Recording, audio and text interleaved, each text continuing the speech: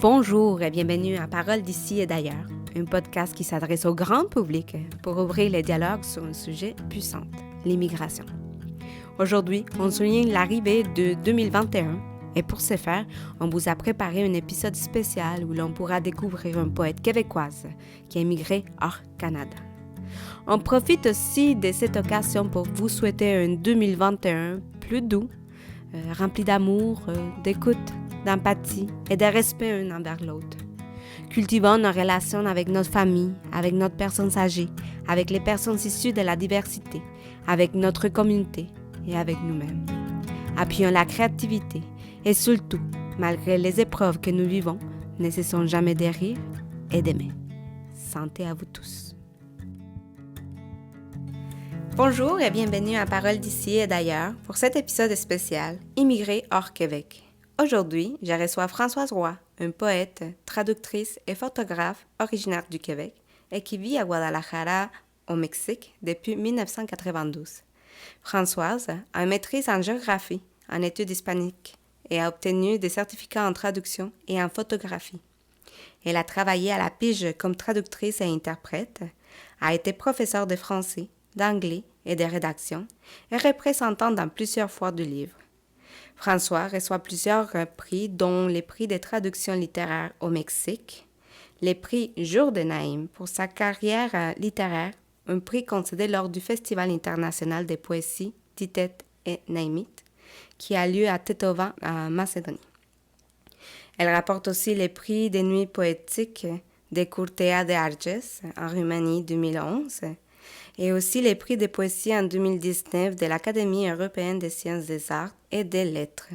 Elle aussi remporte un prix en 2016 au Québec, les prix de Jacqueline Desromichon. Elle a participé à des festivals littéraires et résidences artistiques à travers le monde. Françoise a publié 3 romans en français et en espagnol, 19 recueils et 4 plaquettes de poésie, 2 recueils de nouvelles, et elle a traduit près de 70 livres et une pièce de théâtre de Fernando del Paso. Bonjour Françoise, comment vas-tu? Bonjour, ça va bien ici au soleil. Au soleil, au Mexique. Françoise Uh-huh. est présentement à Guadalajara, au Puerto Vallarta, si je ne me trompe pas. Puerto Vallarta, non, c'est qu'on a une petite maison à Puerto Vallarta et la dernière fois que j'ai fait une vidéo pour un festival, il y a 2 semaines, on était à Puerto Vallarta. Ah, ok, Et c'est en ce ça. moment, je suis à la À maison la à main. Guadalajara. Ah oui, au soleil. Ouais. On fait la navette entre Guadalajara et Puerto Puerto Vallarta. Vallarta. Puis écoute, je suis très heureuse de t'avoir parmi nous aujourd'hui. Moi, En je fait, suis... je me sens même honorée en voyant tout ton parcours, en tes connaissances. C'est vraiment chouette que tu sois avec nous. J'ai eu, comme je te disais tantôt, j'ai eu la chance de partager des histoires avec des immigrants qui sont venus ici au Québec. Mais j'ai trouvé ça intéressant aussi parler de l'autre côté de la monnaie. Si Mhm. on dit de même, d'une personne québécoise qui est allée vivre à l'étranger. Peut-être OK. que tu peux commencer à nous parler de ta période du temps où tu habitais ici au Québec, ta terre natale. OK. Bon, j'ai habité au Québec je suis née au Québec. Et quand j'avais 2 ans, mon père a accepté un emploi à Paris. Donc, on a vécu 2 ans à Paris. Après, on est revenu. Mais j'étais encore petite, j'avais 4 ans. Mhm. Et j'ai revécu au Québec jusqu'à l'âge de 18 ans. Et puis, à 18 ans, à cause de circonstances absolument familiales, disons, mon père était professeur à l'Université Laval et il a accepté euh, une offre d'année sabbatique aux États-Unis. OK. Donc, j'ai déménagé aux États-Unis avec mes parents, j'avais 18 ans et eux, ils sont revenus au Québec après un an et moi, j'ai décidé de rester pour finir mes études là-bas. Donc, j'ai vécu plusieurs années aux États-Unis. Et quand j'étais en train de faire une maîtrise à l'Université de Floride, c'est là que j'ai rencontré mon mari, mon futur mari mexicain, qui est la raison pour laquelle j'ai émigré. Quel était ton premier contact? En fait, c'était ton mari, le premier contact d'une culture hispanophone. Non, j'ai eu un contact assez particulier avec la langue espagnole. Quand j'avais 17 ans, j'ai fait un voyage en Espagne et aux îles Canaries avec ma mère. Ma mère m'a envoyé disons, elle m'a invité à l'accompagner en voyage. Bon, un voyage d'agrément, hein. Et je me suis sentie très frustrée de ne rien comprendre. OK. Et j'ai décidé, en revenant du voyage, j'ai décidé de me mettre à étudier l'espagnol avec une méthode une méthode de livre qui doit exister encore, qui s'appelait Assimil. Assimile, non, je connais Ouais, pas. ça doit exister encore, hein. C'était une méthode spéciale pour apprendre les langues et j'ai appris pas mal d'espagnol avec mon petit livre d'Assimil. Évidemment, j'avais personne avec qui pratiquer. Avec qui Et converser. quand on est déménagé aux États-Unis, euh, quand mes parents sont repartis au Québec et que j'avais besoin de gagner ma vie, disons, de- d'avoir de l'argent pour payer mon loyer, tout ça, je travaillais à la cafétéria de l'université où j'ai fait mon baccalauréat. OK. Et évidemment, qui travaillait à la cafétéria, qui était plongeur, c'était des Cubains, c'était des Portoricains, comme c'était en Floride, c'était pas des Mexicains, c'était des Cubains ou des Portoricains. Alors, je travaillais à la cafétéria de 6 heures du matin à 9 heures du matin. À 9 heures, j'allais en classe. Et c'est là que j'ai vraiment perfectionné mon espagnol. En C'est dans parlant les avec toutes les cuisines. gens à la cuisine. Exactement. C'est dans les cuisines en faisant la vaisselle parce que c'était mon travail. Je faisais la vaisselle. Puis, en fait, j'aurais bien, tu as dit que c'est là que tu as connu ton mari. Donc, comment Oui. est née l'idée de dire, bon, ben, je vais aller au Mexique, lui Ben, habiter parce que ici? lui était en train de finir ses études. Mhm, Lui était en train de finir un doctorat à la même université. Et puis, il y avait déjà un travail qui l'attendait au Mexique. Donc, c'était aller au Mexique avec lui ou renoncer au mariage. OK. Donc, bon, écoute, j'étais très contente, hein, de partir. Au début, il y a des choses que j'ai trouvées très difficiles parce qu'évidemment, une culture tellement différente. Tu sais, toute cette histoire tu sais, des pays riches, de l'état de droit et les libertés, et qu'il n'y a presque pas de corruption. Donc, le contact, disons, avec la corruption ici, pour moi, ça a été très, très difficile. Puis je me souviens d'un épisode que je pourrais signaler comme étant, disons, le symbole du changement de culture. Mhm, Ça faisait pas longtemps qu'on était mariés. Et à un moment donné, on était dans la voiture le soir et mhm. il y avait une personne, il y avait un homme au milieu de la rue qui probablement s'était fait frapper par une voiture. Mhm. OK? Alors, quand je l'ai vu tout de suite, j'ai dit à mon mari, arrête, arrête, on va l'aider. Et il m'a dit, je ne peux pas arrêter parce que si j'arrête pour l'aider, tout ce que je peux faire, c'est appeler les services d'urgence, le 911, et leur dire qu'à telle adresse, devant telle adresse, il y a quelqu'un qui est dans la rue et qui a Ouais. l'air Qui a besoin d'avoir d'aide. besoin d'aide. Mhm.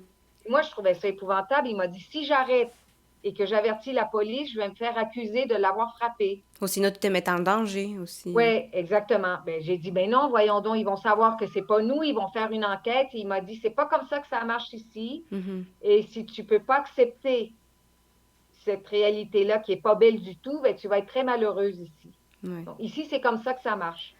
Ouais. Tu essayes d'éviter la police le plus possible parce qu'il dit, sinon, ils vont me demander de l'argent, je vais me faire extorsionner, ça va être très, très difficile. Ouais. Et puis, je peux même aboutir en prison parce qu'ils vont m'accuser sans preuve d'avoir. Il m'a dit ici, le système juridique, ça, c'est pas comme au Québec, ça marche pas. Ouais. Donc, tu t'adaptes ou. Faut Donc, que ça tu a été réussisses. comme une espèce de chaudière d'eau froide qui m'arrivait, non? Oui, parce Bon. qu'en venant, tu sais, ici au Québec, on est en Oh oui, où tout sécurité. est, où la loi est la loi et bon, tu peux faire confiance à la police et il y a relativement peu de corruption. Donc, j'ai appris à naviguer dans ce, dans cette culture-là qui a évidemment ses points très lumineux, hein. Il n'y a pas seulement des choses horribles, il y a des choses qui sont très, très, très Magnifique. lumineuses ici. Moi, j'ai fait une très, très belle vie ici. Mais Oui. disons que ça a été mon premier contact avec la corruption, puis avec d'essayer de changer la cassette qu'on a à l'intérieur. Ça a été cet épisode, non? Mhm. De voir quelqu'un qui avait besoin d'aide et je ne pouvais pas l'aider comme je l'aurais fait au Québec. Parce que sinon, tu te mettais en risque. Oui, Puis parce que sinon, sinon, j'aurais eu des problèmes avec la police. oui. Mm. Tout à fait. C'est Donc, très fort, puis c'est frustrant, mais c'est une réalité qu'aujourd'hui au Mexique existe encore, ben, c'est encore comme ça, puis hein? encore plus Ça, forte. ça a changé très, très, très, très peu. Ouais, Alors, on essaye d'éviter la police, on essaye de ne pas avoir de problème avec les autorités. autorité. Mm. Mais par contre, c'est ça, tu parles que le Mexique t'a apporté de belles choses. Est-ce que tu peux nous parler de ta carrière en tant qu'écrivain? Est-ce que tu as commencé au Mexique ou tu as OK. commencé au Québec? J'ai commencé ici de façon absolument fortuite en 1995 parce que j'ai entendu une annonce à la radio d'un atelier de poésie Mhm. que l'Université de Guadalajara offrait. Donc, comme j'avais toujours aimé la poésie, j'avais pas un gros bagage en poésie. J'avais pas un gros bagage de lecture, mais j'aimais la poésie et c'est là que j'ai commencé à. Et donc, disons, au point de vue carrière, je dois tout au Mexique et non seulement au fait, à l'ouverture des gens ici, hein, parce que jamais, écoute, en 20 ans de carrière, ça m'est arrivé une seule fois que quelqu'un fasse un commentaire xénophobe Mhm. en disant pourquoi elle a droit à des bourses, pourquoi elle a droit à des prix ici, alors que c'est pas sa langue matérielle et j'ai même pas maternelle, pardon, j'ai même pas la nationalité mexicaine, hein, j'ai encore la nationalité canadienne. Et ça m'est arrivé seulement une fois pour un problème d'envie ou de jalousie d'un collègue qui avait demandé une bourse et c'est moi qui l'avais eu. Donc, le fait que ça soit arrivé seulement une fois en 20 ans, Oui. ça te parle beaucoup de l'ouverture et de, mon Dieu, et de la gentillesse des gens, de mes collègues. J'ai pas de mots, tu sais, pour les remercier parce que c'est pas comme ça dans tous les pays, hein. Tout à Je fait. pense que si on va en France, je pense que c'est pas évident comme non-français de se faire une place Ah, égale oui. à ceux des Français au point de vue professionnel. Et moi, ici, je suis sur un pied d'égalité avec mes collègues mexicains. Les gens sont très accueillants, les gens sont extrêmement accueillants. C'est malgré les graves problèmes euh, que les gens doivent connaître parce que, bon, on lit les journaux puis on sait que ça va très mal ici. Mais moi, au point de vue professionnel, c'est 10 sur 10 hein, pour l'accueil que j'ai reçu, le sérieux de mes collègues, le fait que jamais, jamais on a évoqué le fait que je sois étrangère Pour te faire tu sais, mal ou pour pour... m'exclure ou Hmm. écoute, même par exemple, quand on demande une bourse ici ou on demande ou on veut participer à un prix, en général, tout ce qu'on a à faire, c'est prouver une résidence d'au moins 3 ans ou 5 ans ici. Mhm. Évidemment, pour des questions d'impôts, parce que les prix qui sont décernés par les États, bon, ça vient des impôts, donc il faut prouver qu'on vit ici. Mhm. Mais au-delà de prouver qu'on a une résidence au Mexique et qu'on vit ici la plupart Du temps. des mois de l'année. Moi, j'ai droit à peu près à toutes les bourses et à participer à tous les prix littéraires qui sont ici. Donc, ça, c'est vraiment quelque chose d'extraordinaire. Et ça parle d'un accueil. De toute façon, le Mexique, il a une grande tradition, tu sais, bon, quand on parle, par exemple, des dictatures d'Amérique du Sud, les gens choisissaient le Mexique souvent, hein. Oui. Oui. Tout à Donc, fait. bon, depuis la guerre civile espagnole, le Mexique a été, disons, le grand sauveur des Espagnols qui fuyaient la guerre civile. Donc, le Mexique a déjà une Une tradition tradition. d'ouverture à un certain type d'immigration, hein. Attention, c'est pas tout le monde qui est chanceux comme ça. Si on vient d'Amérique centrale, on vient du Guatemala, c'est probablement une autre histoire. Oui. Mais disons, le Mexique a fait une immigration qui est très, très ciblée et qui est très intelligente pour le pays parce qu'ils accueillaient, par exemple, quand ils ont ouvert leurs portes à tous les gens qui fuyaient les dictatures Mhm. en Amérique du Sud, ce qu'ils faisaient, c'est ouvrir la porte à des gens qui étaient déjà instruits, Oui. qui leur avaient rien coûté, qui n'avaient pas de dossier criminel. Tu sais, et c'est des gens qui se sont inscrits dans la vie professionnelle du Mexique. Beaucoup d'artistes, tu sais, Oui, puis qui allait beaucoup contribuer à d'écrivains cette viennent société. exactement de ces dictatures. Je pense que moi, je me suis inscrite sans le savoir dans ce courant de recevoir des immigrants de pays qui sont plus favorisés, disons. Mhm. Mm. Puis Françoise, mais dans ton parcours, la langue, l'espagnol, j'ai lu tes livres, puis il y a un vocabulaire formidable que même moi, en tant qu'hispanophone, j'ai manque même de culture en lisant tes livres. Donc OK. comment... Moi, ce qui est arrivé quand j'ai commencé une carrière en l'an 2000, parce que j'en ai pas toujours eu une, hein. J'ai élevé une famille avec plusieurs enfants, donc j'ai passé une vingtaine d'années à la maison.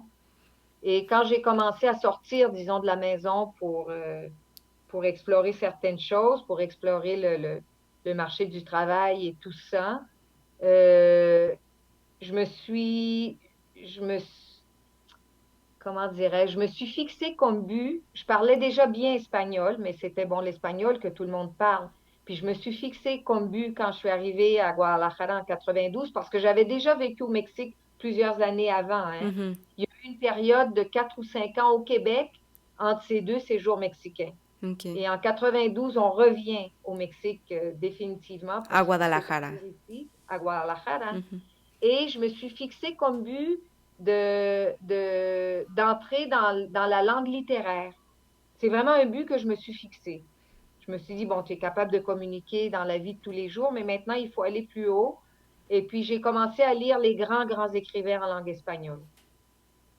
Et disons que toute ma formation littéraire, je l'ai fait ici. Et j'ai eu la chance inouïe de vivre dans une ville où il y a une chaire Julio Cortázar C'est... qui est offerte par l'Université de Guadalajara, où on avait accès à des séminaires de littérature qui étaient donnés par des gens, par des professeurs émérites d'Europe ou d'Amérique latine.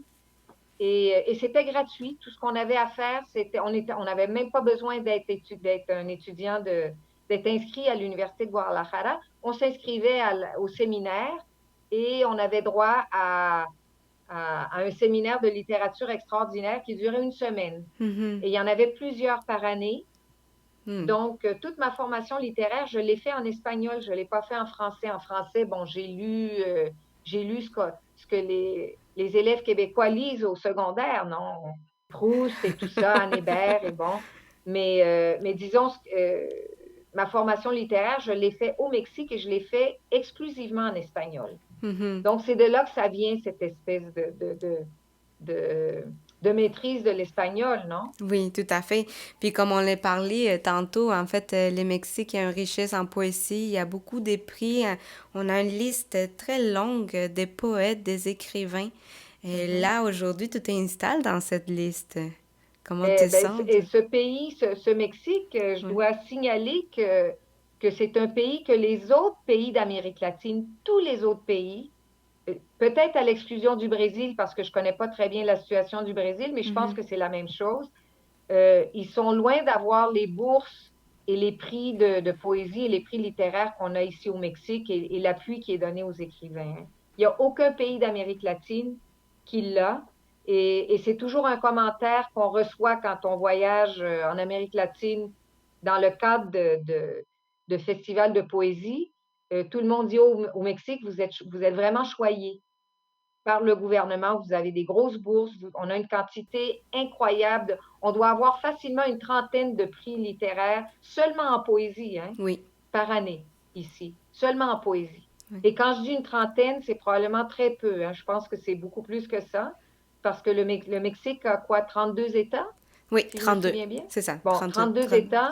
Et à ma connaissance, tous les États ont au moins un prix national de poésie Par année. par année. Hmm. Et il y a plusieurs États qui ont plus d'un prix de poésie. Oui.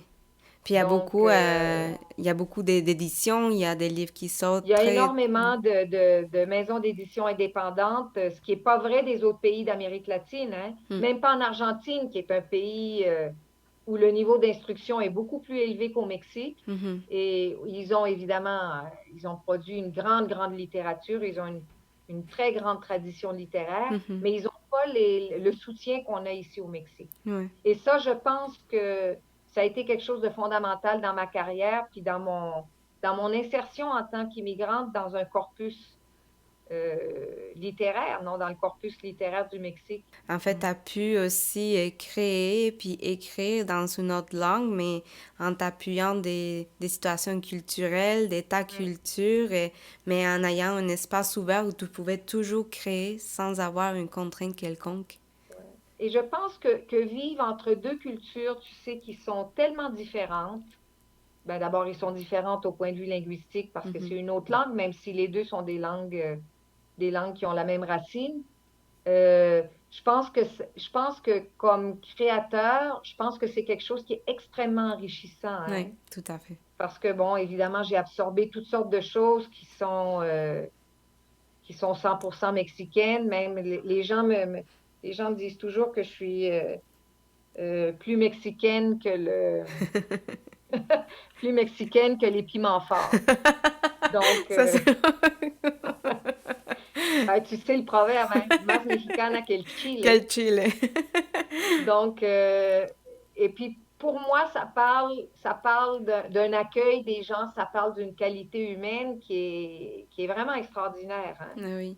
Mais aussi, on le voit dans tes livres. Je me souviens d'avoir lu un de tes livres, Diario del Contemplante, Ah oui. où Mhm. tu parles du Québec, mais c'est comme si j'étais transportée au Mexique, dans des communautés autochtones au Mexique. Mhm. Donc, il y a quand même un jeu, même des langues, entre les joual, l'espagnol. Bref, Ouais. j'ai trouvé d'une richesse sept livres dans lesquels je me sentais au Québec avec une histoire du Mexique Mhm. qui est colonisé. J'ai trouvé d'une richesse cet échange. Je me sentais, je l'ai lu ici quand je suis arrivée ici au Québec en 2013. Et c'est mes parents qui me l'ont donné. Et je disais, waouh, c'est comme, je me sens transportée au Mexique, mais en même temps, je commence à comprendre les Québec. Donc, c'était Ouais, très je pense intéressant. que je peux pas comprendre mon travail littéraire sans le Mexique et je peux pas le comprendre sans le Québec non plus, tu sais, Mhm, Puis maintenant, ce qui m'arrive avec l'âge, tu sais, c'est probablement quelque chose que la plupart des immigrants euh, vivent à un moment de leur vie. Tu sais, il y a toujours une espèce de rêve du retour, non? Bon, évidemment, dans mon cas, c'est très différent parce qu'en général, l'immigration, tu vas d'une situation difficile, soit économique ou politique, à une situation plus facile qui est celle d'un pays comme le Canada. mhm, Et moi, j'ai fait le trajet inverse. Disons, moi, j'ai fait le trajet inverse, mais j'ai toujours eu comme idée de, de retourner vivre au Québec, pas en permanence parce que je pense que j'aurais beaucoup de difficultés à vivre un hiver québécois. Et puis bon, je suis très bien ici, mais j'avais vraiment ce rêve de retour, tu sais, de retour partiel. mhm, Disons d'avoir deux pieds à terre, mhm, de garder ma maison au Mexique, mais de pouvoir passer plusieurs mois par année au Québec. mhm. Et ça, pour des raisons personnelles, des raisons familiales, euh, ça a été impossible. Ça a été impossible pour des raisons économiques parce que, bon, il y a eu un gros problème dans la famille. Mais le rêve, le rêve, il est pas mort. Je me dis un jour, peut-être, Mhm, j'aurai l'argent pour le faire parce que c'est une question d'argent, hein? mhm. C'est seulement une question d'argent parce qu'évidemment, quand on vit au Mexique et on gagne notre vie en pesos, le pesos, ça vaut pas grand-chose. Ouais. Donc, on peut pas faire une vie à l'extérieur du Mexique avec des revenus en pesos. Mm. Mais disons que l'impossibilité économique, c'est la seule Barrière. barrière qui m'empêche de passer une partie de l'année au Québec. C'est la seule barrière. Et un jour, tu sais, le destin, la vie est pleine de surprises, donc peut-être qu'un jour, je pourrai le faire. Oui. Parce que t'as la famille ici au Québec. J'ai toute ma famille au Québec encore ici. Évidemment, j'ai la belle famille, puis j'ai une partie de mes enfants, pas tous. Il y Oui. en a deux ici, puis deux à l'étranger. Il y en a une qui est à Vancouver, et puis il y en a un qui est en Europe. Mais, mais donc, il y a une grande nostalgie maintenant. Il y a vraiment un mal du pays hein, que j'attribue à l'âge. Oui. C'est, oui, je peux dire que malgré mon bonheur ici, puis malgré mon intégration, euh, je rêve du Québec. Oui. C'est sûr que moi, sans le Québec, c'est impossible de me comprendre. Mhm. C'est, Et même, juste pour te donner un exemple, une petite anecdote qui est arrivée en 2012, j'avais été invitée à un festival dans l'ouest de la Chine Mhm. et, il fallait dormir à Beijing pour revenir au Mexique après. Et puis bon, je pense que mon vol était à 1 heure du matin, puis le vol de l'ouest de la Chine arrivait à 7 heures du soir, donc je me suis dit, je ne paierais pas un hôtel pour 2 heures. Donc, j'ai décidé de rester à l'aéroport. Mhm. Et bon, disons de 7 heures le soir jusqu'au moment où il fallait commencer à ramasser ses valises puis faire la queue pour prendre le vol. J'avais rien à faire sauf, je pouvais pas bouger. Mhm. Je pouvais pas bouger parce que j'avais une grosse valise pleine de livres. Donc, je pouvais pas me promener dans l'aéroport. Et puis, je me suis installée et j'ai commencé à regarder les gens qui passaient. Et à un moment donné, j'ai vu un groupe de touristes qui était tellement loin que je pouvais pas comprendre, je savais même pas quelle langue ils parlaient. Mais j'entendais des sons, tu sais, très, très loin. Et je savais que c'était des Des Québécois. Québécois. Parce que tu sais, la musique de la langue qu'on apprend quand on est enfant, c'est quelque chose qui reste toute ta vie. C'est quelque Oui. chose qui est très, très ancré dans le système limbique. Et demande-moi pas pourquoi je savais que c'était des Québécois, hein? Mhm. Parce qu'ils étaient trop loin pour que je comprenne, pour que j'entende parler français. Mais j'entendais seulement une petite musique. Et quand ils se sont rapprochés, Là, tu... évidemment, c'était un groupe de touristes québécois.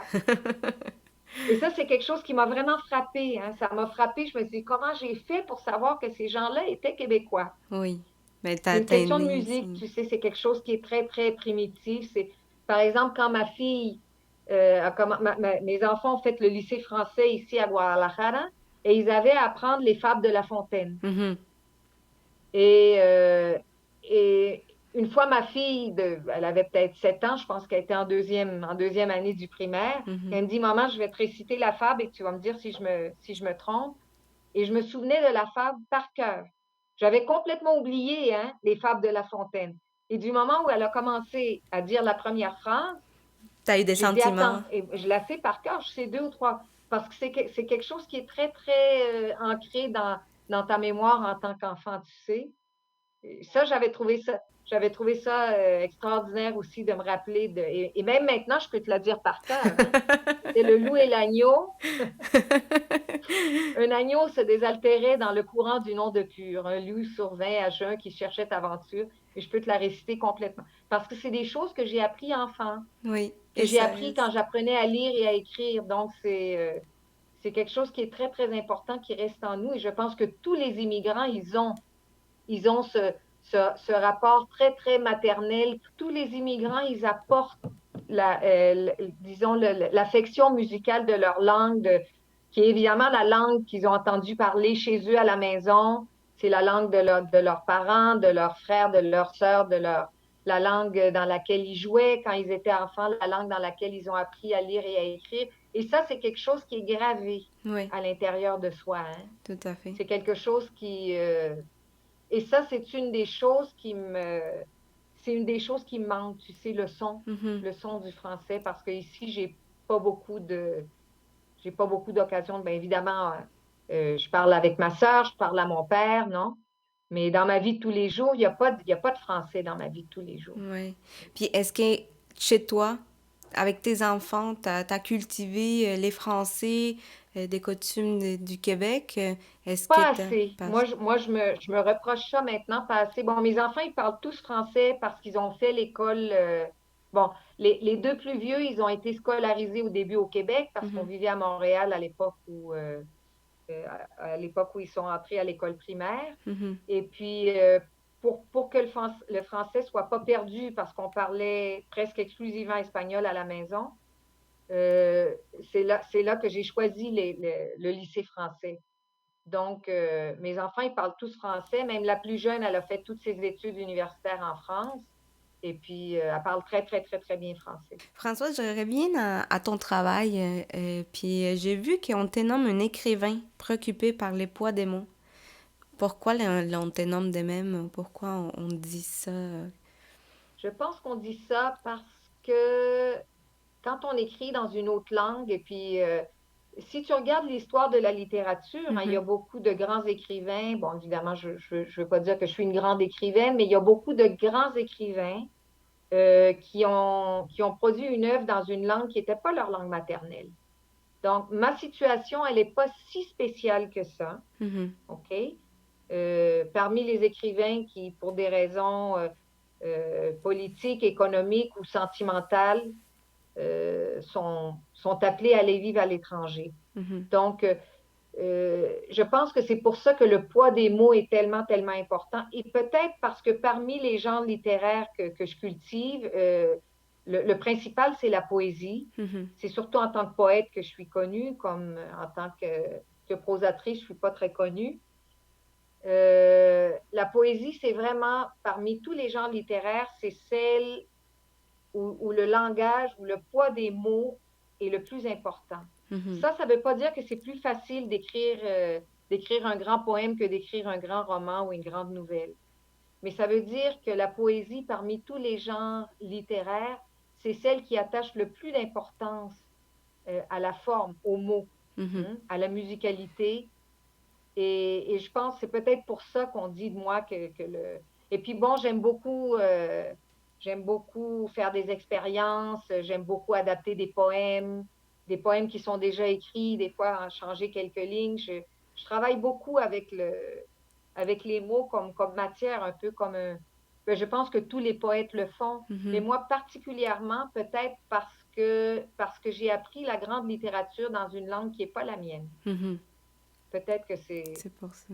c'est à ça que les gens font appel, non, Mhm. quand ils disent ça de mon œuvre, ouais. Oui. Puis je serais curieuse aussi parce que je vois ta poésie, mais je vois aussi ton récit. Et dans ton récit, quand tu écris, tu ajoutes pas de la poésie. Je vois quand même une séparation entre tes deux travails, deux Mhm. écritures. Ce n'est pas tout à fait, ben, ce n'est pas difficile parfois de ne pas tomber dans la poésie, dans la beauté des mots quand tu es dans un récit. C'est un autre langage. De toute façon, la poésie, elle est présente au cœur de tout grand roman, hein. Mhm.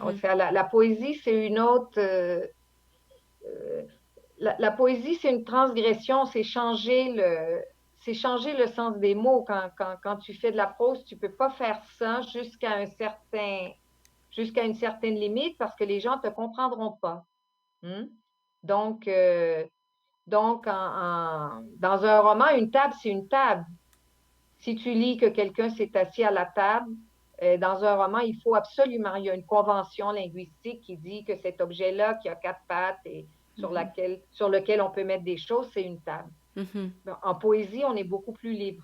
Mhm. OK? En poésie, on peut changer le sens des mots, euh, une définition de la poésie que j'aime beaucoup, c'est une définition que nous avait donnée lors d'un séminaire une grande écrivaine argentine, Maria Negroni, Mhm. qui est poète et qui est romancière en même temps et qui écrit des essais, qui est une prof d'université assez connue. Et elle disait que la poésie, c'est une tache d'acide sur une toile, sur la toile d'un peintre. Donc, c'est C'est vraiment quelque intéressant chose qui comme... détruit, c'est quelque chose qui fait un trou. Et ça, c'est pas nécessairement vrai des autres genres littéraires. Françoise, est-ce que tu as écrit aussi des livres dans ta langue maternelle, dans la langue française? En 2019, Mhm. euh, l'an dernier, j'ai publié un recueil aux éditions de La Grenouillère. Ça, si Mhm. les gens sont intéressés, ils peuvent l'acheter, qui s'appelle Le Carrousel des eaux. Mhm.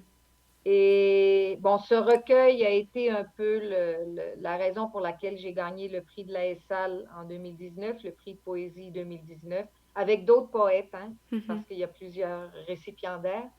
Et je pense que c'est à cause de ce livre-là, parce que le jury avait accès à ce livre-là. OK. Donc, ça, pour moi, ça a été quelque chose de très important, c'est retourner à publier en français, ce qui n'est pas du tout facile dans mon cas parce que j'ai beaucoup, beaucoup de liens avec la langue espagnole et je suis beaucoup plus connue en Amérique latine qu'au Québec. Ça prend un réseau Mais pour moi, de ça a été quelque chose connaissances. de très, très important, non seulement de publier un livre au Québec, parce que c'est pas le seul livre que j'ai publié au Québec, mais Mhm. de publier un livre qui a été écrit à 90% seulement en français. Et ça faisait très longtemps que j'écrivais pas en français. Ça fait du bien. Oui. Et donc, pour moi, c'est que la parution de ce livre-là, c'est quelque chose de très, très important. De très symbolique aussi Et pour toi. bon, à ce qu'on m'a dit, la critique a été très bonne. C'est un livre qui a été bien reçu. Donc, pour moi, c'est quelque chose, c'est vraiment un rite de passage. Mhm. Et j'espère que ça va continuer. Mais Mais oui. c'est pas facile de publier au Québec quand on est tellement éloigné, puis ça fait tellement longtemps qu'on vit pas en français, c'est loin d'être évident. Mm. Françoise, je serais curieuse, est-ce que tu veux nous lire un poème, un texte? Est-ce que tu aimerais, peut-être on parle d'immigration, un texte qui te touche, je sais pas, est-ce que OK. t'aimerais? Ben, j'ai des textes maintenant, j'écris plus maintenant sur le Québec, sur Mhm, mon enfance, sur mes parents, sur ma famille qu'avant. mhm, Parce que comme je te dis maintenant, il y a un mal du pays. Et je peux lire ce poème qui est tiré d'un recueil que j'ai publié en 2005, mhm, qui est bilingue, qui est français-espagnol. Il a été publié. C'était une coédition entre les Écrits des Forges et un éditeur de Guadalajara. mhm. Donc, le livre, tous les poèmes sont en français et en espagnol. Et je vais vous lire euh, celui-ci où je parle parmi, parmi d'autres choses de l'homme rapaillé, OK, du grand livre de Gaston Miron, parce que bon, il y avait une histoire autour de ça. Et Mhm. le poème s'appelle Quand on a mal à la mémoire. Il écrivait des poèmes où le manoir de mes 5 ans était un petit point de lumière, un coup de pinceau minime, à peine visible, comme la tache minuscule en laquelle se convertissent les édifices lorsque l'avion décolle, laissant derrière la ville avec ses amarres terrestres. Certes, la maison de Sainte-Foy, située au 12-19 de Beauville, se faufile encore dans ses poèmes, passager clandestin d'un bateau ayant coulé sous les tropiques. Lorsqu'il dit la pluie farfouille aux fenêtres, j'entends le cri de l'engoulevent, le silence de son mal de poudrerie que je n'ai su traduire. Lorsqu'il chante notre fleuve, ce long ruban argenté, voilà que me revient l'odeur des fougères et de la mousse du parc des Laurentides. Je voulais dire que les bougainvilliers dont les calices mauves saignent aujourd'hui dans ma cour arrière ne sentent rien. Ô mort, pays possible, qui a enveloppé son corps dans la virole du néant, voile-lui les yeux avec un linge de sel, qu'aucune noirceur d'ici-bas n'aille éclabousser sa robe ajourée de lumière, liée à moi du simple fait d'avoir partagé le nord d'enfance avec ses mains de tendresse ténébreuse. Il savait que tout amour se retournera comme un jardin en ruine. Amour envers la terre natale, ayant jeté son lasso autour de nos cous. Moi vivante, lui mort, moi fileuse de mots, lui esprit. Mais j'ai dans la paume enneigée de la main ce blanc terroir que parfois le sud, avec son fétiche solaire, son méli-mélo de couleurs, ses parfums de vanille et de chile ancho, ne parvient à assoupir comme un marchand de sable retardataire qui arriverait une fois l'enfant endormi. Les choses qui pèsent ce que pèse un papillon ne font pas de bruit en tombant. Moi aussi, j'ai mal à la mémoire. Bon, évidemment, vous n'avez pas le texte écrit, mais il y a des citations de poèmes de Gaston Miron qui, évidemment, dans le texte écrit, ils sont en italique pour indiquer que c'est Qui pas a moi été qui dit. les ai écrits, non? Oui, ah, mais c'est très, très beau, toute beauté. Moi Et aussi, j'aime. j'ai de plus en plus maintenant de réminiscences de ça, tu sais, de l'enfance, des paysages, de la neige, c'est quelque chose qui m'habite beaucoup. Donc, c'est pour ça que j'ai pas encore abandonné mon rêve d'exilé, non? De retourner un jour. Le problème, je pense, de la plupart des immigrants, c'est qu'ils peuvent pas retourner. Pour des raisons politiques, Mhm. c'est très difficile, non, tu sais, de laisser un pays comme le Québec où tu as toutes sortes d'avantages sociaux. Et Et donc, je pense que c'est pour ça que ce rêve d'exilé, c'est un rêve universel. Mhm. Mais Françoise, merci beaucoup d'avoir été avec nous aujourd'hui. Et si on veut te contacter pour une publication, pour en savoir plus de tes livres, comment peut-on faire? On Euh, peut le faire par l'intermédiaire de ma page web, de mon mhm, portail Internet qui est très, très facile. C'est françoiseroy.com. mhm. OK? Sans cédille, sans majuscule. Mais c'est super. Merci encore, Françoise. Je suis très contente, en fait, aussi d'avoir fait cette entrevue aujourd'hui. Comme je te disais au tout début de l'entrevue, mon père avait une belle amitié avec toi. Mon père, il Ouais. chérissait les Québec avec ma mère. Il disait tout le temps, les Québec, les Québec. Donc, quand il a pu rencontrer une personne qui venait du Québec, lui était charmé. Et donc, Uh-huh. c'est de toute beauté aujourd'hui faire cette entrevue parce qu'aujourd'hui, ça aurait été son 72e anniversaire. Donc, Oh mon je suis Dieu, sûre mon Dieu, mon Dieu. qu'il serait ici content avec nous en train de discuter de tout. C'est sûr, sûr, sûr, sûr. Oui. Ouais. Mais merci Françoise. Puis si un jour Ben, tu es ici au Québec, à Montréal, tu pourrais venir nous visiter. ah non, Et... c'est sûr que le Québec est dans mon cœur et oui, bon, et c'est comme ça, hein, c'est comme ça les choix de le choix vie. de la vie. Oui, Mais, mais le Québec, il est là, hein. ça va toujours être là. C'est impossible à effacer, impossible à effacer. Oui. Et Merci puis, à toi et merci à tous les gens qui vont écouter cette entrevue. J'espère que ça va les... oui, puis d'ailleurs, si les gens veulent nous donner des commentaires, je vous invite à nous écrire à Paroles d'ici et d'ailleurs, tout ensemble à commercialgmail.com. Sinon aussi, vous pouvez nous suivre sur Facebook ou Instagram à Paroles d'ici et d'ailleurs. Mais merci à vous tous, le public. Merci Françoise. Puis on se dit un hasta pronto. Hasta pronto. Nos vemos Nos vemos. en esta y en otra Y vida. en otra vida, claro que sí.